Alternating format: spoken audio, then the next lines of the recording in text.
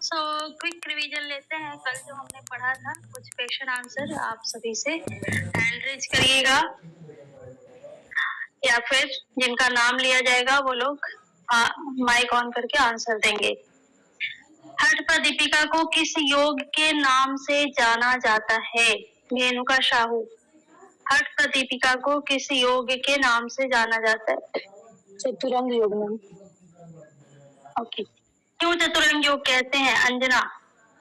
अंजना जैन। चतुरंग योग क्यों कहा जाता है? हठ क्योंकि इसमें 4 अंग होते हैं, आसन, प्राणायाम, मुखबंध और नादानुसंधान। ओके, सीक्वेंस सही बताया गया है क्या? आसन, प्राणायाम, शुद्धि क्रिया और नादानुसंधान। अच्छा, वाला थोड़ा सा मुझे मिस्टेक लग रहा है, बाकी सीक्वेंस बराबर है मेरा। मिस्टेक ही है आपका, वैसे कोई नहीं, अभी मैंने पढ़ाया नहीं है इसको। हाँ शीला जी, आप बता पाएंगी? आज पढ़ेंगे हम इसको, इस कॉन्सेप्ट को। जी दीदी, ये में आसन, षटकर्म, प्राणायाम दूसरा अध्याय हुआ और तीसरा अध्याय में बंद मुद्रा, चौथा नादानुसंधान। केवल्य धाम ने एक और अध्याय जोड़ा है जो 5वां होगा त्रिदोष निवारण के लिए। Okay good. चलिए, साधक और बाधक तत्व किस अध्याय में बताया गया है? किस उपदेश में बताया गया है?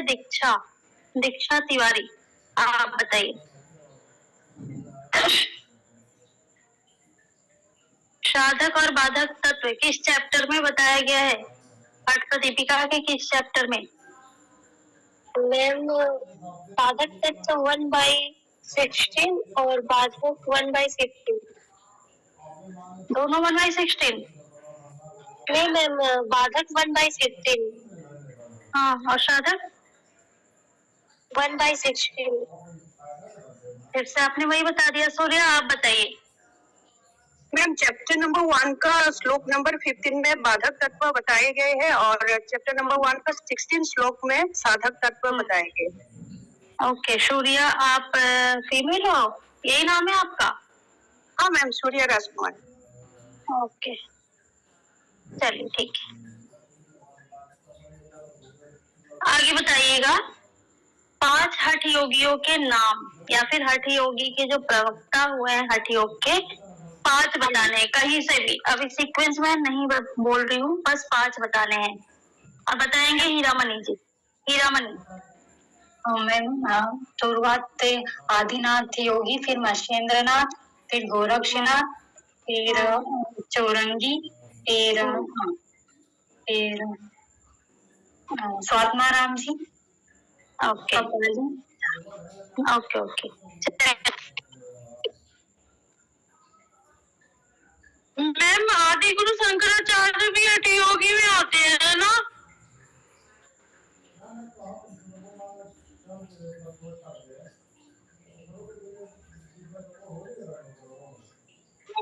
आदि योगी शंकराचार्य जी के बारे में तो कहीं नहीं पढ़ा है कि हठ योगी थे। आपकी वॉइस नहीं आ रही मैम, नहीं है। नहीं है, नहीं मैं ऐसे ही बात कर रही हूँ। मैंने तो आदिनाथ का तो शंकराचार्य नहीं है। आदिनाथ को माना गया है। आदिनाथ शिव जी तो है और ये मतलब उनको तो नहीं सुना है कहीं शंकराचार्य जी को। श्रीनिवास योगी हैं, वांशी वाल्मीकि जी, भगवान शिव, गोरक्षनाथ।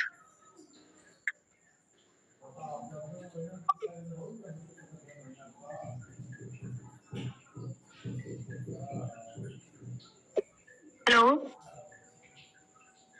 हेलो। जी मैम, आवाज आ रही है। जी मैम। ओके ओके, मुझे 5 मिनट का समय दीजिएगा, एक गेस्ट आया हुआ है। 5 मिनट का समय दीजिए।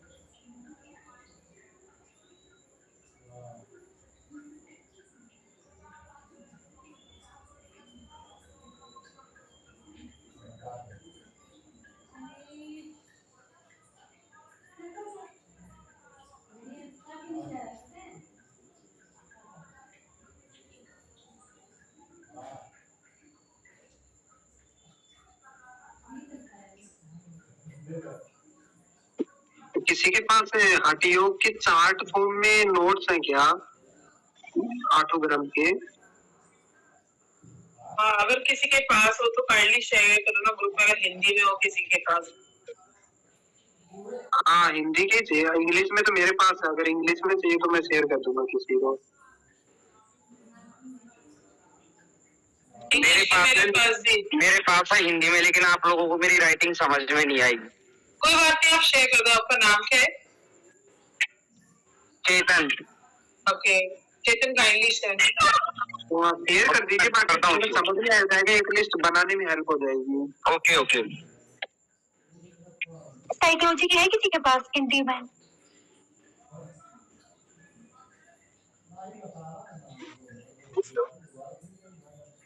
साइकोलॉजी के नोट्स है किसी के पास हिंदी में? कोई पीडीएफ वगैरह हो तो वो आप शेयर कर देना। साइकोलॉजी का जो ये पीपीटी दे रही है ना मैम, वो सफिशिएंट है, और उसमें हिंदी भी दे रखी है उन्होंने साथ साथ में। वो ना कहाँ पे होंगे जो मैंने ढूंढा है ना, वो ब्रांचेस में जो आता है वहाँ मुझे कहीं मिले नहीं। नहीं पीपीटी में साथ के साथ ही है, वो इंग्लिश में भी सेम है और हिंदी में भी साथ के साथ ही दे देता है वो। अभी शायद शेयर नहीं किया होगा, शेयर नहीं किया मैम ने अभी तक शायद। अच्छा मुझे मिला नहीं ना, कहीं एक ढूंढा। हेलो, मेरी आवाज आ रही? जी मैम। हाँ चलिए, बाकी डिस्कशन आप लोग कर लेना बाद में।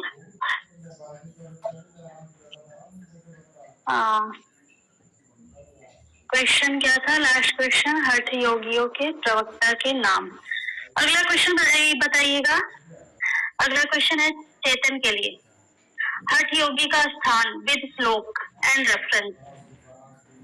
रेफरेंस भी बताना है, श्लोक भी बताना है। हठ योगी का स्थान। चेतन जी सुन पा रहे मुझे?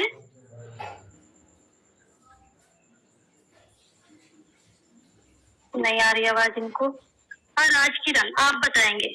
Yes ma'am. सुराज्य धार्मिक देश है, सुभिक्षे युक्त देवे धनु परमाण पर्यंता सुलागिन जल वर्जिते एकांते मठिका मध्य स्थित हठ योगिन है। ओके डॉली जी आप बताइएगा इसमें वो 4 स्थान कौन सा है जिसका वर्णन किया गया है? डॉली मलिक, इसमें वो 4 स्थान कौन सा है जिसका वर्णन यहाँ पे किया गया है?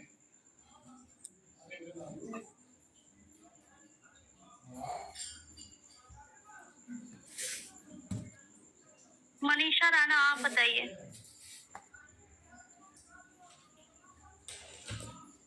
राहुल जी आप बताइए। मैम बताता हूँ। मैम ये हो गया, निरूप रवि हो गया। नहीं सॉरी मैम, सुराज्य धार्मिक। जिनको पता है माइक ऑन करके बताइए। राहुल जी बताइए। यस मैम, मैं बताती हूँ मैम। आशु राज्य धार्मिक सुभिक्षेक निरूप देव। ओके, सबको मौका देना है और जिनका नाम बोला जा रहा है वो माइक ऑन करिए। यदि नहीं भी पता है तो कम से कम ये बताइए कि आपको नहीं पता, आपने पढ़ा नहीं है। योग मठ का लक्षण बताइएगा। इसका आंसर करेंगे हिमांशी। योग मठ का लक्षण विद श्लोक और विदाउट श्लोक, जो भी आपको पता हो। हिमांशी विष्ट। मैम हाँ बताइए। ऐसी जगह जिसमें छिद्र हो, मतलब छिद्र से रहित हो, और जिसकी भूमि ऊंच नीची हो और कीड़ों से रहित हो। इन्होंने परफेक्टली सही बताया क्या बिट्टू जी? मैम एक्चुअली मैंने ये क्लास ली नहीं है, मैंने पहले पढ़ा है, इसलिए मुझे हल्का फुल्का याद है। आप तो पुराने स्टूडेंट हो हमारे, शायद आपने पिछले बैच में भी पढ़ा है। कोई नहीं, आप रिवीजन करना, जाकर रिकॉर्डेड देख लेना। बिट्टू आप बताइए, कंप्लीट बताइए योग मठ के लक्षण। मैम मैं बताऊं? हाँ एक मिनट, बिट्टू जी को पहले सुनने दीजिए। आपसे क्वेश्चन किया गया था, आपने तब आंसर दिया नहीं था। हाँ बिट्टू बताइए। जयश्री माइक बंद रखिए। नहीं पता? नहीं पता? नहीं मैम। मैम बताए? मैम मैं बताऊं? सोनित बताएंगे। सोनित बताएंगे। Yes ma'am. ये मैम बताइए। कुटिया एक तो छोटी हो, छिद्रों व कीट पतंगों से रहित होनी चाहिए, ऊंची नीची नहीं समतल हो, और गाय के गोबर से लिपी हुई हो, एक चबूतरा और कुआं भी हो साथ में, कुटिया के चारों ओर दीवार हो। ओके, जी अब बताएंगे चिंतन। इसके अलावा भी कुछ और बताया गया है क्या? चिंतन जी। इसके अलावा बताया गया है कि आपका उसका द्वार छोटा होना चाहिए और अंदर से मोटी परत से गोबर से लिपा हुआ होना चाहिए, और जगह कम, मतलब स्पेस ज्यादा नहीं होना चाहिए, जिससे क्या है कि आपका ज्यादातर टाइम उसकी साफ सफाई में निकल जाए, आपको साधना का टाइम ना मिले। एक वेदी का, और ऐसा होना चाहिए आपको प्रैक्टिस, जहाँ आप हड्डियों की प्रैक्टिस करेंगे उसके लिए पास में कुआं होना चाहिए, और चारों तरफ बाउंड्री पे या बाउंड्री होनी चाहिए, या किसी तार वगैरह से आपने पेंटिंग की हुई हो, ओके गुड। और पास में कुआं होनी चाहिए पानी की। दीदी मैं बताऊं वो 4 चीजें वो क्या है? हाँ बताइए। जी, 4 मील की दूरी पर पत्थर कभी जल नहीं होना चाहिए और कुटिया छोटी होनी चाहिए। ओके मैम ये 4 अंगुल की दूरी पे कुछ नहीं होना चाहिए फर्स्ट श्लोक में, इससे पहले वाले में। हाँ वो लक्षण में ही आएगा। चेतन जी वो लक्षण में ही आएगा। फर्स्ट वाला आपने पूछ लिया था, अभी आप सेकंड वाला पूछे ना, हम उसको बता रहे थे। ये तो मैम मतलब दोनों चीजों को एक जगह कर दिया इन्होंने। लेकिन जब चेतन जी यदि क्वेश्चन आएगा तो वहाँ पे आप इसको इसी तरीके से आंसर करेंगे, क्योंकि वो भी लक्षण में ही आता है। माइक बंद रख लीजिए। वो भी लक्षण में ही आता है, पहले श्लोक में दिया गया है वो भी, और जो दूसरे श्लोक में दिया गया है वो भी।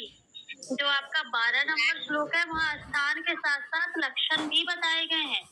ठीक है, आप श्लोक को अच्छे से पढ़िएगा। वहाँ पे लिखा गया है धनु प्रमाण पर्यंता शिला अग्नि जल वर्जिते। ये लाइन भी आपके लक्षण में ही आते हैं, कुटी की विशेषता में ही आती है।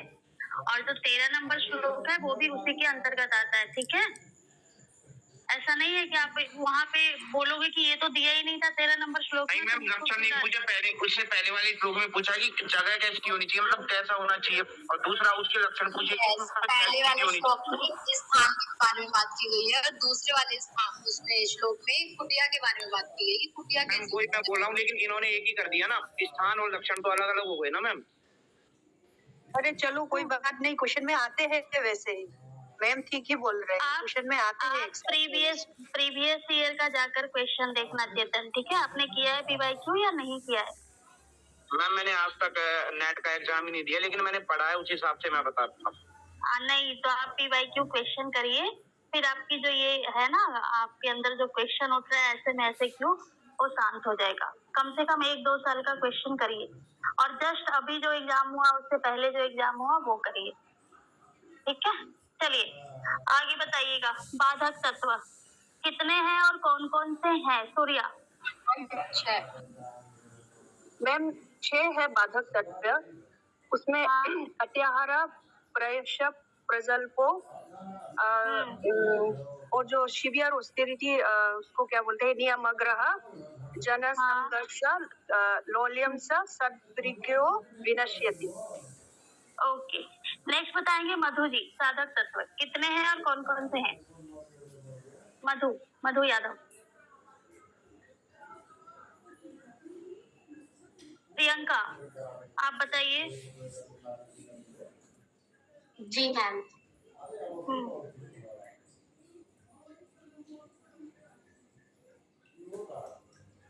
जी मैम नहीं बोलना था, उसके आगे भी बोलना था। फटाफट बताइए, देखना नहीं है जाकर।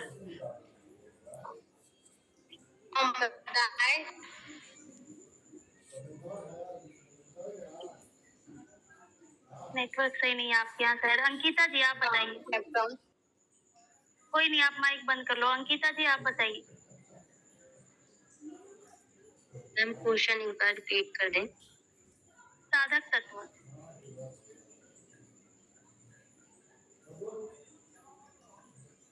मैम मैं बताऊँ? नहीं पता मैम। रेणु कार्सन आप बताइए। रेणु मैम 6 होते हैं मैम, साधक जो तत्व होते हैं मैम 6 होते हैं। उत्साह, साहस, धैर्य, संकल्प और यथार्थ ज्ञान। हो गए 6?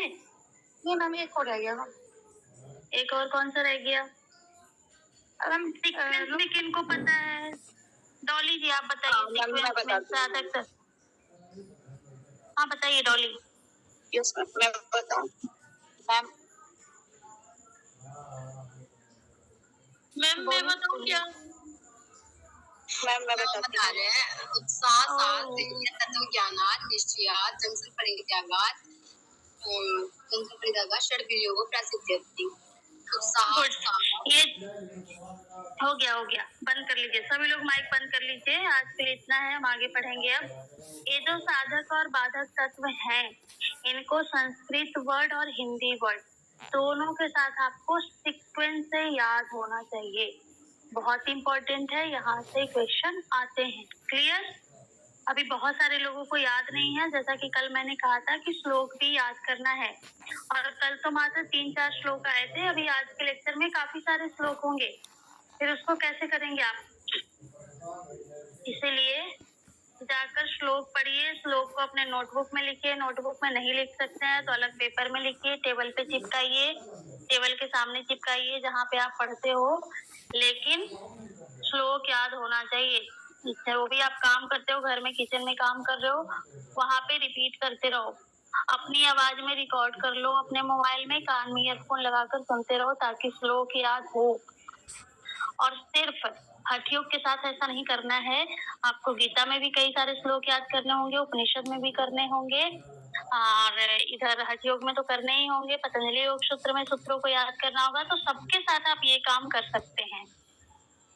छोटे छोटे चिट बनाकर चिपका लीजिए, अपने आवाज में रिकॉर्ड कर लीजिए मोबाइल में, सबसे बेस्ट है। और उसको कान लगा के जो भी आप काम कर रहे हो, यदि खाना बना रहे हो, वॉक कर रहे हो, खाना खाने के बाद किसी भी तरीके का, जैसे जो DSVB के स्टूडेंट है वो खाना लगा के मेज में चक्कर लगाते हैं, उस टाइम पे सुन सकते हैं, ठीक है। नहीं तो हाथ में लेके लिख के पेपर पे लिख के चलिए, बीच बीच में देखते रहिए, क्योंकि वहाँ के स्टूडेंट ऐसा करते हैं, हम लोगों ने भी ऐसा किया है, आप लोग भी कर सकते हो या कहीं भी रहते हो तो। चलिए आगे बढ़ते हैं हम। कल हमने श्लोक नंबर 16 तक कर लिया था, साधक तत्व तक। आगे हम 17 नंबर श्लोक को देखते हैं, जहाँ पे बताया गया है कि हठ योग का पहला अंग क्या है। हठस्य प्रथमांगत्वा आसनम पूर्व मुच्यते, अर्थात आसन को हठ योग का पहला अंग बोला गया है। स्वात्मा राम जी के अकॉर्डिंग ये याद रखना है, ठीक है। स्वात्मा राम जी ने हठ योग आसन को हठ योग का पहला अंग बोला है। और इसके लाभ बताए गए हैं। कुर्याद आसनम स्थैर्यम आरोग्यम चांग लाघवम।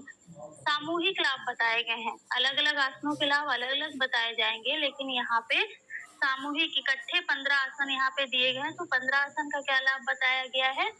मानसिक और शारीरिक स्थिरता की प्राप्ति होती है, साथ साथ आरोग्यता की भी प्राप्ति होती है और शरीर में हल्कापन का अनुभव होता है।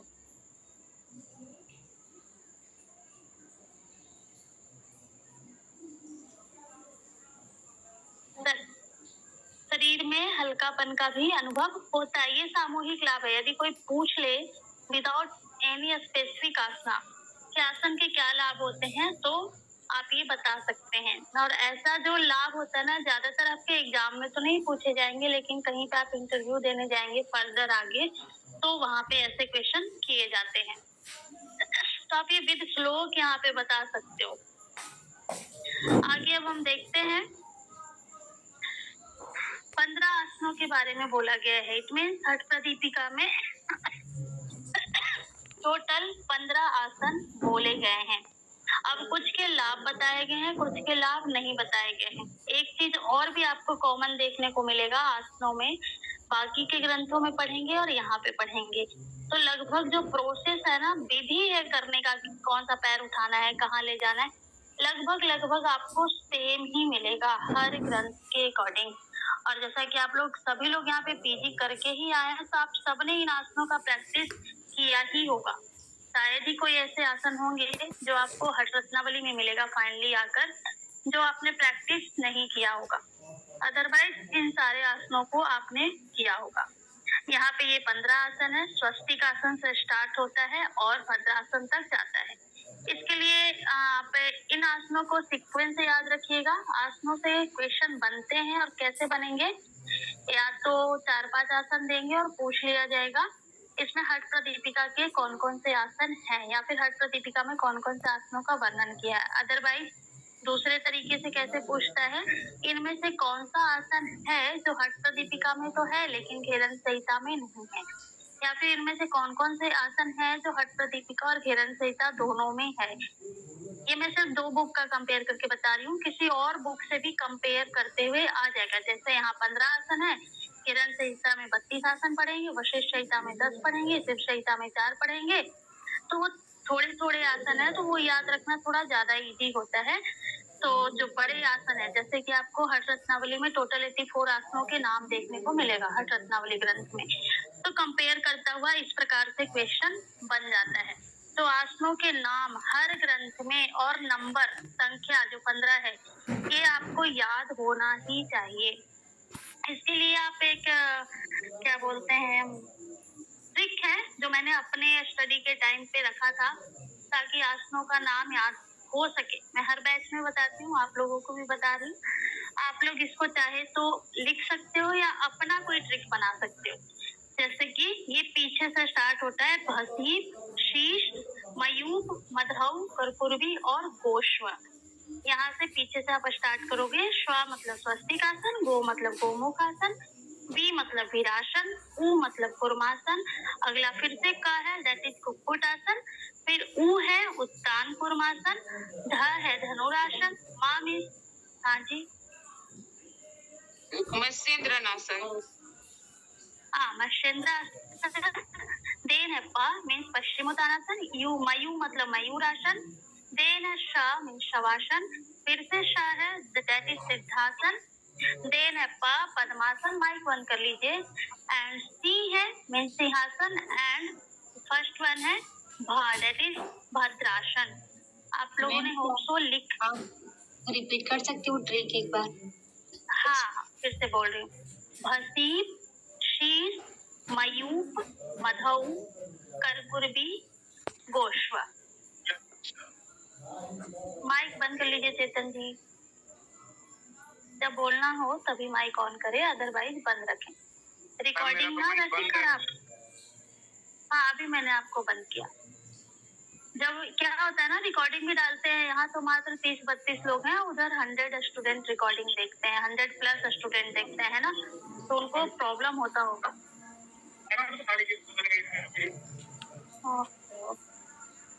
चलिए लिख लिया सबने? भसीन, शीश, मयूर, मधु, करकुरबी, गोश्वर। ओके, चलिए अब हम आगे देखते हैं। पहला आसन दैट इज स्वस्तिक आसन। यहाँ से एक बार क्वेश्चन बन चुका है बैठने की विधि से, कैसे बैठा जाता है। वहाँ पे प्रोसेस लिख दिया गया था और पूछा गया था, शायद 2019 या 20 में क्वेश्चन बन चुका है ये, कि ये कौन से आसन। सिद्धासन का आया था, इस बार भी पूछा था ये तो कैसे करते हैं। अच्छा, इस बार का क्वेश्चन मैंने कंप्लीट नहीं देखा है, तो जो एग्जाम दिए हैं वो बता पाएंगे। स्वस्तिकासन, सिद्धासन, इस तरीके के क्वेश्चन को बैठने के प्रोसेस से पूछ लिया जाता है। कौन सा पैर ऊपर होगा, कौन सा पैर नीचे होगा, बहुत सिंपल है। हम कभी इन चीजों पे ध्यान नहीं देते हैं और ऐसे क्वेश्चन आ जाते हैं हठ योग में। और हठ योग एक ऐसा ग्रंथ है जहाँ से लगभग 20+ क्वेश्चन हर बार एग्जाम में आता है, तो इसको लाइटली लेने की जरूरत नहीं है। आप नहीं सोचिएगा कि इजी है ये यूनिट तो हम ऐसे ही हल्के में ले लें। इजी जैसे भी यहाँ से काफी क्वेश्चन बनते हैं। तो हम देखते हैं स्वस्तिकासन कैसे करते हैं। यहाँ पे बोला गया है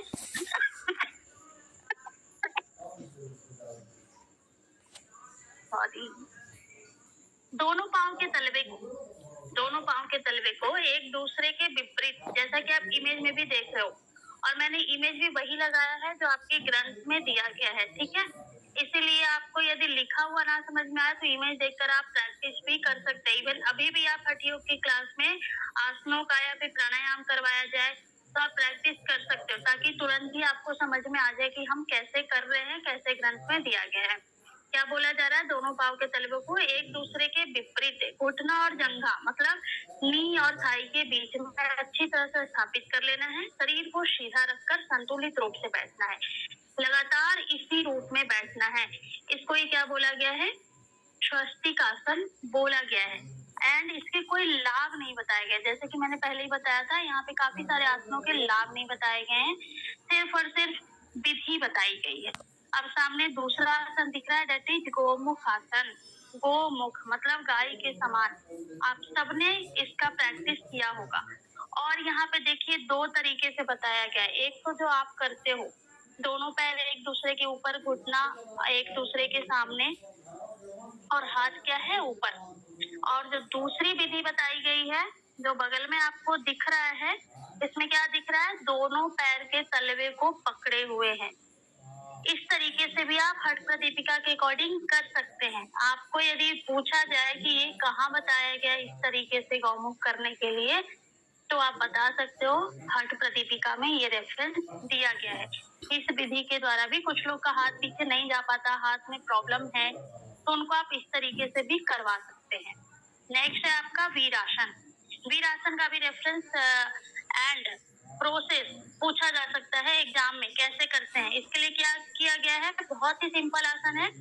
जैसे हम सुखासन में बैठते हैं या फिर अर्ध पद्मासन में बैठते हैं, लगभग उसी तरीके से है कि एक पैर को दूसरी थाई पर तथा दूसरे पांव को अन्य जंघे के नीचे, मीन्स थाई के नीचे रखना है। आपको फिगर देखकर समझ आ रहा होगा, एक पैर को थाई के ऊपर रखा है, दूसरा घुटने के अंदर, जो कि दिख नहीं रहा है, तलवा दिख नहीं रहा है। एंड दोनों हाथ ज्ञान मुद्रा में, कमर गर्दन सीधी। This is वीरासना। इसके भी कोई लाभ यहाँ पे नहीं बताए गए हैं। नेक्स्ट है आपका कुर्मासन। कुर्मासन को तेज बिंदु उपनिषद में योगासन कहा गया। वैसे आप लोग योगासन कैसे करते हैं? योगासन का वर्णन कहाँ किया गया है? कौन से आसनों के सीक्वेंस में, सीरीज में? एनीवन? डीएसपी से है यहाँ पे कोई? कोई नहीं है? प्रज्ञा योग किया है आप लोगों ने? जी मैम किया है। अच्छा, प्रज्ञा योग नहीं किया है तो जाकर देखिएगा, आप लोगों का होमवर्क है। मैम मैंने किया है प्रज्ञा योग, क्योंकि मैं डीएसपी से। अच्छा, गुड। तो आपने वहाँ पे योगासन देखा होगा, प्रज्ञा योग में योगासन आता है। क्या ऐसे वहाँ पे योगासन बताया गया है? जी मैम बताया गया है। यही सेम प्रोसेस भूल गए वहाँ पे? नहीं मैम, प्रज्ञा योग तो ओम भूर्भुवस्सुः तो ऐसे करके बताया गया है। चलिए, आप सबके लिए होमवर्क है, आप भी भूल गए हो कल। हाँ, एक मिनट सुन लीजिए, बस बोलिएगा। वज्रासन है। आप एक बार सभी लोग, मान लो याद भी है नहीं भी है, आप अभी जाकर, आपके लिए टास्क है कि प्रज्ञा योग के एक एक आसनों का नाम लिख कर लाएंगे। टोटल कितने आसनों का अभ्यास करते हैं, जैसे सूर्य नमस्कार में 12 आसन को हम करते हैं, वैसे ही 7 आसन करते हैं और फिर उसको रिपीट करते हैं। 16 आसन किया जाता है जी। मैम छोटे एक बार सुन लीजिए, फिर बीच में बोलिएगा, ठीक है। प्रज्ञा योग के लिए आप लोगों को क्या करना है, लिख के लाना है कि सीरीज में कौन कौन से आसन आते हैं, ठीक है, सीक्वेंस से, और कितने आसन आते हैं, ये आप लोगों का टास्क है कल के लिए, ठीक है। चलिए, अब वहाँ पे ये योगासन की बात करी गई है कि तेज बिंदु उपनिषद में कूर्मासन को बुक से पढ़ना है, कहीं से भी आप पढ़िए, बस आपको पढ़ के आना है प्रज्ञा योग, ठीक है। मैम जो हम योग मुद्रासन करते हैं वही योगासन है ना, आई थिंक। यही तो आपका टास्क है ना, कल आपको करके आना है, आज क्यों परेशान हो रहे हैं, सिंपल सा टास्क है। चलिए यहाँ देखते हैं, हम कूर्मासन को देखते हैं। कूर्मासन को यहाँ पे जो प्रोसेस बताया गया है, इसको योगासन कहा गया है, बस ये याद रखिएगा। कहाँ कहा गया है, तेज बिंदु उपनिषद में। यहाँ पे हठ प्रदीपिका के अंदर इसको मेंशन किया गया, इसीलिए यहाँ लिखा गया है। मे भी क्वेश्चन बन जाए, आज तक बना नहीं है लेकिन मे भी बन जाए, पूछा जा सकता है। कूर्मासन कैसे करते हैं, तो दोनों पैर की एड़ियों को अपने बटक के नीचे रखते हैं, जैसे कि वज्रासन में बैठ जाते हैं और दोनों पैर की एड़ी बाहर की तरफ रहती है, दोनों हाथ आपके नी पे रहते हैं। बस सिंपल यही प्रोसेस है कूर्मासन में बैठने का, इसके भी कोई लाभ नहीं बताए गए हैं। नेक्स्ट है कुक्कुट आसन, सबका फेवरेट आसन होता है ये, काफी सारे लोग इसको करते हैं। पद्मासन लगाकर घुटनों और अपने थाइस के बीच में दोनों हाथ को डालकर, हथेलियां जो है वो कहाँ रहती है, मैट पे रहती है, स्थिरता पूर्वक, और शरीर को ऊपर की तरफ उठाना होता है, इसको ही कुक्कुट आसन कहा गया है। इसके भी कोई लाभ इधर नहीं बताए गए हैं हठ प्रदीपिका में। नेक्स्ट है उत्तान कूर्मासन, जैसे हमने कुक्कुट आसन में किया, पद्मासन में हथेलियां नीचे ले आए थे, यहाँ पैर ऊपर की तरफ ले आए हैं, दोनों हाथ आपके चिक पे है, इसके भी कोई लाभ नहीं बताए गए हैं। नेक्स्ट है धनुरासन, इस आसन को भी आप लोग अभ्यास करते आए होंगे, आपके सिलेबस में होगा, पीजी के सिलेबस में। पेट के बल लेटकर किया जाने वाला आसन है, दोनों पैर के अंगूठे को पकड़ते हैं और ऊपर की तरफ कानों तक खींचकर धनुष के समान आकृति देते हैं, इसको भी धनुरासन कहते हैं। यहाँ पे इसके भी कोई लाभ नहीं बताए गए, वहीं जब आप घेरन संहिता पढ़ेंगे तो वहाँ पे कुछ लाभ देखने को मिलेगा। वैसे वहाँ पे भी आसनों के लाभ बहुत कम ही बताए गए हैं, तो आसनों में जो लाभ बताए गए हैं ना, वो इम्पोर्टेंट है जहाँ भी बताया गया। जैसे मत्स्येंद्र आसन, यहाँ से कई बार क्वेश्चन आ चुका है लाभ से, 1-2 आसन ही है जिसमें लाभ बताए गए और वहां से क्वेश्चन आते हैं, या फिर प्रोसेस से क्वेश्चन आते हैं, तो हर किसी का प्रोसेस आपको याद रखना है। नेक्स्ट है मत्स्येंद्र आसन। मत्स्येंद्र आसन का ये श्लोक बाद में ऐड किया गया है, क्यों, क्योंकि यहाँ से क्वेश्चन आ चुका है। मत्स्येंद्र पीठम जठर प्रदीप्तम प्रचंड रुग्ण खंड नास्त्रम अभ्यासात कुंडली प्रबोधम चंद्र स्थित तत्वम च ददाति पुंसाम। अर्थात ये जो मत्स्येंद्र आसन है, इसको करने से सबसे पहले जठराग्नि प्रदीप्त होती है, सबसे पहला लाभ बताया गया है। प्रचंड होती है, जो जठराग्नि है प्रदीप्त होती है, प्रचंड होती है, साथ ही ये जो रोगों को नष्ट करने में शस्त्र के समान काम करता है, अस्त्र शस्त्र के समान काम करता है। साथ ही कुंडलिनी का भी जागरण होता है, यही क्वेश्चन आया है। और ये जो नीचे का लाइन है, सेकंड लाइन, ये एग्जाम में पूछा गया है, ठीक है। कुंडलिनी का जागरण होता है मत्स्येंद्र आसन के अभ्यास करने से, साथ ही चंद्रमंडल भी स्थिर होता है। चंद्रमंडल के बारे में पता है आप लोगों को क्या होता है? No ma'am. कपाल में से अमृत का पान होता है, तो ऊपर की तरफ रहता है, जब जठराग्नि नीचे रहती है, तो जब वो गिरता है तो जठराग्नि उसको जलाती है। फिर जैसे चंद्र आसन में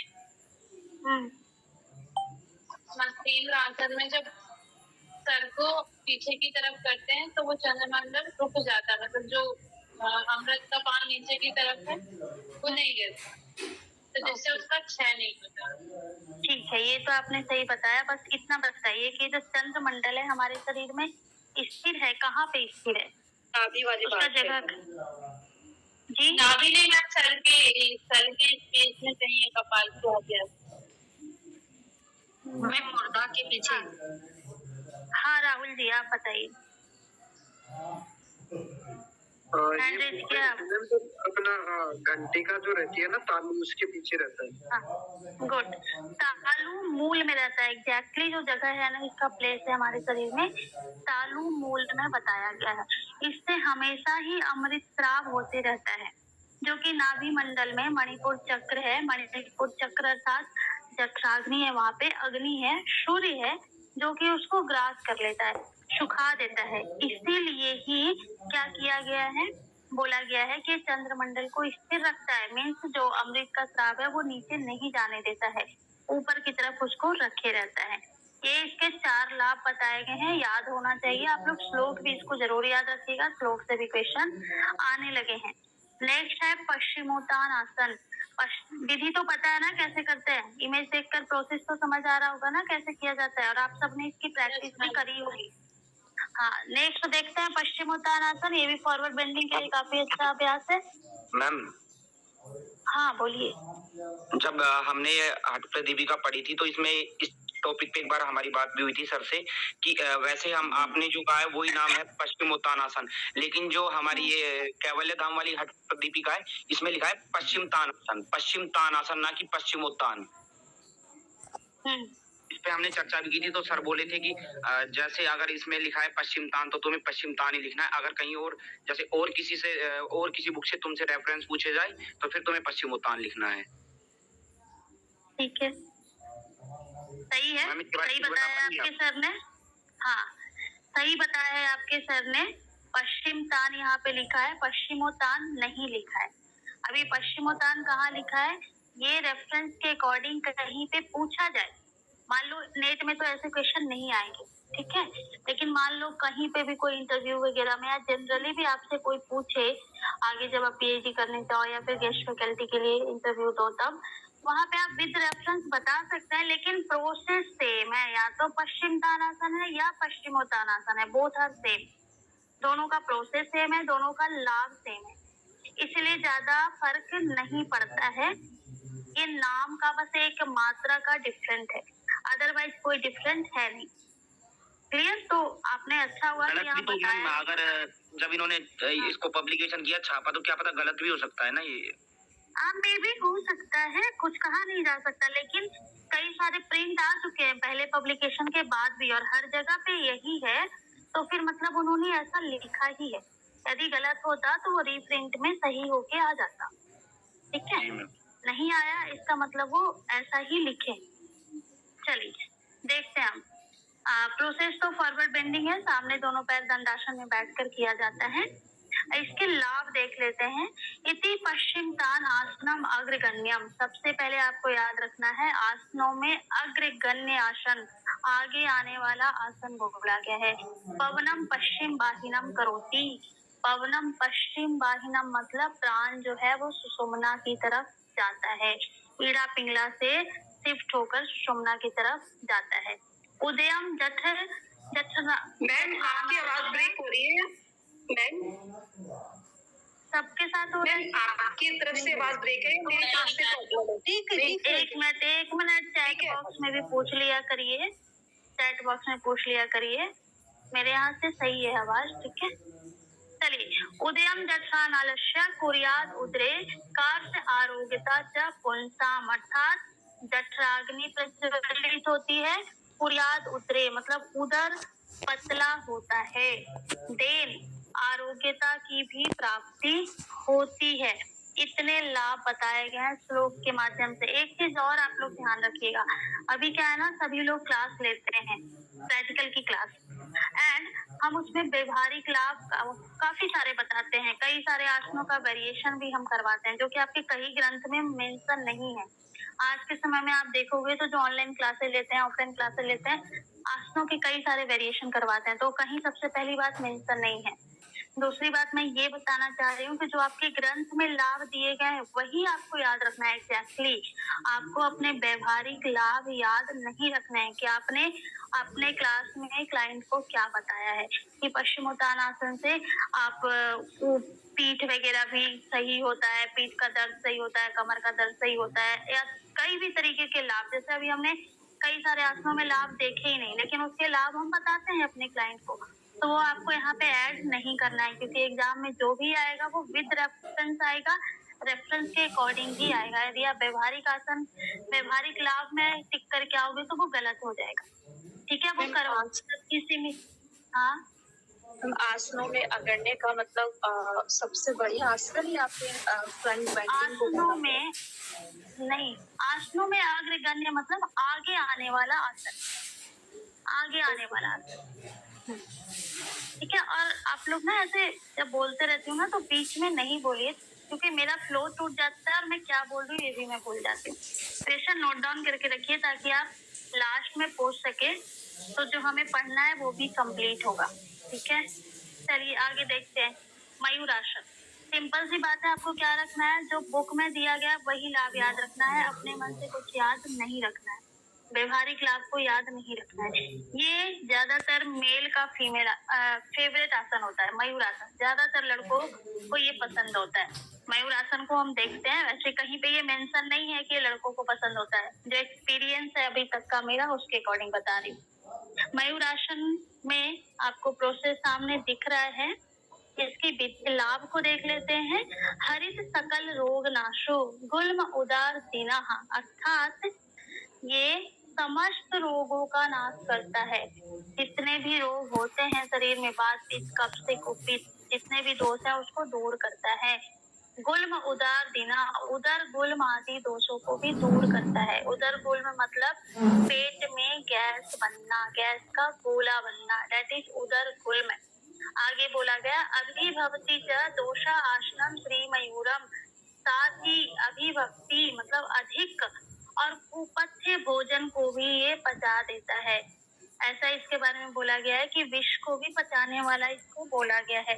जन्यति जठराग्नि जारेत कालकूटम, इस श्लोक से भी जारेत कालकूटम लिखकर पूछा गया ये किसके लाभ बताए गए हैं, कौन से आसन के लाभ हैं। दैट इज मयूरासन। जठराग्नि प्रदीप्त होता है और इतना प्रदीप्त होता है, जारेत कालकूटम मतलब इतना प्रदीप्त होता है कि विष भी भस्म हो जाए। यदि कोई जहर भी पी ले तो उसको भी डाइजेस्ट कर पाता है मयूरासन को सिद्ध करने के बाद। नेक्स्ट है आपका शवासन, भूमि पे चित्त लेट कर किया जाता है। इसके कोई लाभ नहीं बताए गए, लाभ बताए गए ये थकान को मिटाता है, बिल्कुल रिलैक्स कर देता है आपकी बॉडी को, साथ ही आपको मानसिक शांति भी प्रदान करता है। इसके बाद बीच में श्लोक नंबर 34 में बताया गया है कि इन 15 आसनों में 4 आसन सर्वाधिक महत्वपूर्ण है। वैसे भगवान शिव ने 84 आसन बताए हैं, लेकिन उसमें से 4 को इम्पोर्टेंट बोला गया है। सिद्धम पदम तथा सिंहम भद्रम तेति चतुष्टयम। आपको याद रखना ये 4 आसन कौन कौन से हैं। सिद्धम मीन्स सिद्धासन, पदम मीन्स पद्मासन, सिंहासन एंड भद्रासन। श्रेष्ठम तत्रापि च सुखे तिष्ठे सिद्धासने सदा। इनमें भी, इन चारों में भी यदि श्रेष्ठता को बताया जाए तो सिद्धासन को श्रेष्ठ बोला गया है। ये याद रखिएगा, इम्पोर्टेंट श्लोक है, और रेफरेंस भी याद रखिएगा कहाँ पे इसके बारे में बोला गया है, ध्यान रखना है। ठीक है, नेक्स्ट अब हम आगे बढ़ते हैं सिद्धासन की तरफ। सिद्धासन में स्थिति कैसी होगी साधक की, तो भूमध्य। भूमध्य किसको बोला गया है, आईब्रोज के बीच के स्थान को, आज्ञा चक्र को, इसको भूमध्य कहा गया है। ठोडी हृदय प्रदेश पर, इसमें 3 लॉ की क्रिया करनी है, जैसे हम जालंधर बंद में करते हैं, जस्ट लाइक वैसे ही आपकी स्थिति होगी। स्वामी स्वात्मा राम जी ने सिद्धासन के कई नाम बताए हैं। वो नाम कौन कौन से हैं, वज्रासन, मुक्तासन एंड गुप्तासन। यहाँ से भी क्वेश्चन बने हैं। ठीक है, सिद्धासन के अन्य नाम यहाँ पे क्या क्या बोले गए हैं। अब देखिए यहाँ वज्रासन है तो वज्रासन को अलग नहीं मानिएगा, हठ प्रदीपिका के अकॉर्डिंग सिद्धासन को ही वज्रासन बोला गया है। इसके लाभ में क्या बताया गया है, मोक्ष प्राप्त करवाने वाला आसन है, ये मोक्ष की प्राप्ति होती है सिद्धासन की सिद्धि से। 72,000 नाड़ियों का मल शोधन होता है, मीन्स हमारे शरीर में 72,000 नाड़ी है, ऐसा स्वात्माराम जी ने बोला है, इसलिए यहाँ पे ऐसा लाभ में दिया गया है। और एक इम्पोर्टेंट लाभ क्या है, सिद्धासन सिद्ध होने से तीनों बंध अनायास ही लग जाते हैं। तीनों बंध कौन कौन से होते हैं? जालंधर बंद, उद्यान बंद। गुड, ये तीनों बंध ही अनायास मतलब अपने आप लगने लगते हैं यदि सिद्धासन को कोई व्यक्ति सिद्ध कर लिया है तो। ये 2 विधि से सिद्धासन करने के लिए बताया गया है, आप इन दोनों विधि से कर सकते हो, ठीक है। नेक्स्ट है श्रेष्ठता का क्रम। श्रेष्ठ क्या है, ये कॉन्सेप्ट भी आपको ना हर जगह पे देखने को मिलेगा, हर जगह मतलब हर ग्रंथ में ही लगभग देखने को मिलेगा। तो यहाँ पे हम देख लेते हैं कौन श्रेष्ठ है किसमें, जैसे कि यमों में मिताहार, नियमों में अहिंसा एंड आसनों में सिद्धासन।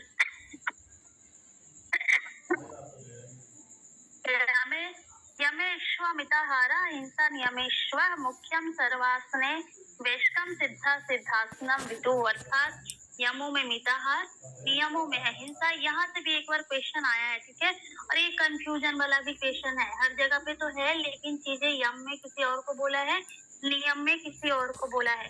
यहाँ पे क्या बोला गया है, लास्ट बैच में किसी ने यहाँ से कोई क्वेश्चन किया था कि यहाँ पे कुछ और बोला है, वहाँ पे कुछ और बोला है, तो आप इसको विद रेफरेंस याद रखना है कि कहाँ पे बोला गया है। ऐसे क्वेश्चन में जो कंफ्यूजन वाले क्वेश्चन होते हैं वहां से क्वेश्चन ट्विस्ट करके घुमा कर पूछा जाता है। ये तीनों पॉइंट आपको याद रखना है। जो योगी 12 वर्षों तक नियमित रूप से आत्मा का ध्यान करता है, इट मीन स्व का ध्यान करता है, मर्यादित भोजन करता है, परिमित भोजन करता है और सिद्धासन का अभ्यास करता है, वह इसके द्वारा निष्पत्ति अवस्था की कर सकता है। निष्पत्ति अवस्था आप पढ़ोगे 4 बताई गई है नादानुसंधान की, उसमें जो सबसे लास्ट की अवस्था है जो कि बाकी जगहों पे आप मोक्ष या मुक्ति के रूप में समझते हैं, उसको यहाँ पे निष्पत्ति अवस्था बोला गया है। जब प्राण वायु नियंत्रित होकर केवल कुंभक की अवस्था प्राप्त कर ले तब अनायास ही उन्मनी कला की भी उत्पत्ति होती है। प्राण वायु नियंत्रित होकर केवल कुंभक मतलब जब श्वास का आना जाना स्वतः होने लगता है, साधक को अपने आप प्रैक्टिस नहीं करना पड़ता है, फोर्सफुली नहीं लगाना पड़ता है, अपने आप जो वो क्रिया जब होती है दैट इज केवल कुंभक की अवस्था। तो जब केवल कुंभक की अवस्था प्राप्त हो जाती है साधक को, तब अनायास ही उन्मनी कला की उत्पत्ति होती है। उन्मनी कला भी यहाँ पे मोक्ष से ही लिया गया है, कल इंट्रोडक्शन वाले स्लाइड में हमने देखा था। नेक्स्ट है आपका पद्मासन। पद्मासन कैसे करते हैं, जालंधर बंद यहाँ लगाते हैं, दृष्टि जो होगी नासाग्र अर्थात नासिका के अग्रभाग पे होगी, इसको बद पद्मासन भी यहाँ पे कहा है। पद्मासन को यहाँ पे बोला गया है कि संसार के कुछ बुद्धिमान साधक द्वारा ही इसे प्राप्त किया जा सकता है, सब लोग इसको प्राप्त नहीं कर सकते हैं। इसके भी कुछ लाभ बोले गए हैं, जैसे सभी रोगों को नष्ट करने वाला है, ये सभी व्याधियों को भी नष्ट करने वाला है। सब व्याधि मतलब शारीरिक रोग, ऊपर में भी रोग दिया है और व्याधि यहाँ स्पेशली दे दिया, मतलब जितने भी रोग होते हैं बात पित्त कफ से होने वाले सबको दूर करने वाला है ये।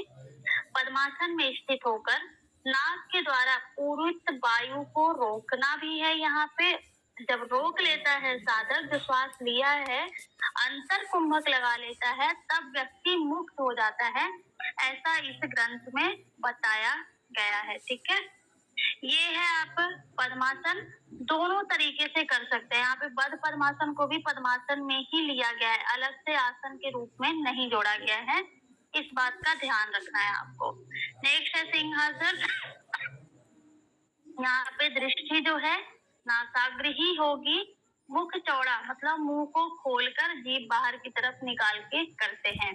विशेषता क्या बताया गया है, तो श्रेष्ठ योगियों द्वारा, जो श्रेष्ठ योगी हैं, उत्तम योगी हैं, वो इस आसन को पूजते हैं। पूजित मतलब इस आसन की सिद्धि करने वाले लोग उनके लिए काफी विद्वान होते हैं। तीनों बंधों के अभ्यास को ये सरल बनाता है। जब आप इसका अभ्यास करेंगे तो तीनों बंध को लगाना आपके लिए या योगियों के लिए इजी हो जाएगा। नेक्स्ट है आपका भद्रासन। भद्रासन में दोनों पैर जैसे बटरफ्लाई में बैठते हैं, बटरफ्लाई की तरह दोनों पैर सामने होगा, दोनों हाथ से पकड़ेंगे, कमर गर्दन सीधी रहेगी। This is भद्रासन। यह सभी व्याधियों को नाश करने वाला है। इसको गोरक्षासन भी कहा जाता है। ठीक है, इस आसन का दूसरा नाम है गोरक्षासन। इसके अलावा इसके कोई और लाभ नहीं बताए गए हैं। इसके बारे में मैंने आज भी बोला और कल भी बोला था। आसनों के हठ योग के अभ्यास का क्रम 1/56। आसनम कुंभकम चित्रम मुद्राखयम करणम तथा अर्थनादानुसंधानम अभ्यासानुक्रमो हठे। आसन विविध प्रकार के कुंभक, मुद्रा आदि क्रिया और नादानुसंधान। जैसे कि आज मैंने क्वेश्चन किया था कि क्या है सीक्वेंस, तो किसी ने बोला था षट क्रिया एंड प्राणायाम दूसरे चैप्टर में। तो आपको ध्यान रखना है यहाँ पे षटकर्म कहीं पे ऐड नहीं किया गया सीक्वेंस में। वैसे ये भी क्वेश्चन पूछा गया था एक बार हठ प्रदीपिका में, षटकर्म की चर्चा कौन से अध्याय में करी गई है, तो दूसरा अध्याय में करी गई है, लेकिन सीक्वेंस में उसको कहीं पे ऐड नहीं किया गया है। पहला होगा आसन, दूसरा है कुंभक, तीसरा है मुद्रा एंड आदि क्रिया है या फिर मुद्रा एंड बाण, एंड फोर्थ चैप्टर है नादानुसंधान। यही हठ योग के अभ्यास का क्रम बोला गया है। ठीक है, हाँ, इसके आगे हम कल पढ़ेंगे। सिद्धि प्राप्ति के मुख्य घटक से लेकर मिताहार, पथ्य अपथ्य काफी इम्पोर्टेंट है।